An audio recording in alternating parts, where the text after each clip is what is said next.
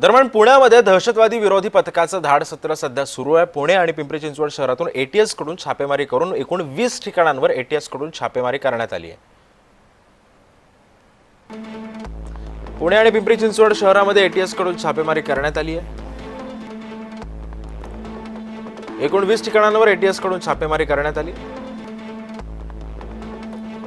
कोंढवा, खडक, खडकी, वानवडी आणि भोसरी परिसरामध्ये छापेमारी करण्यात आली आहे। एकूण 18 संशयितांची एटीएस कडून चौकशी करण्यात आली। संशयितांकडून 18 मोबाईल फोन्स आणि 10 लॅपटॉप्सही तपासासाठी जप्त केले। 2022-23 मध्ये एटीएसने 2 संशयित अधिकाऱ्यांना ताब्यात सुद्धा घेतलं होतं।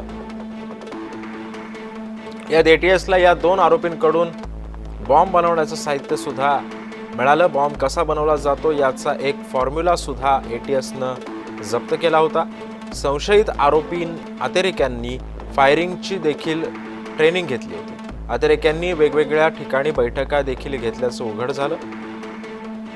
याच कोंढवा परिसरामध्ये हे संशयित अतिरेकी भाड्यानं राहायचे। दोन्ही दहशतवाद्यांच्या संपर्कात असलेल्या 18 जणांची चौकशी झाली।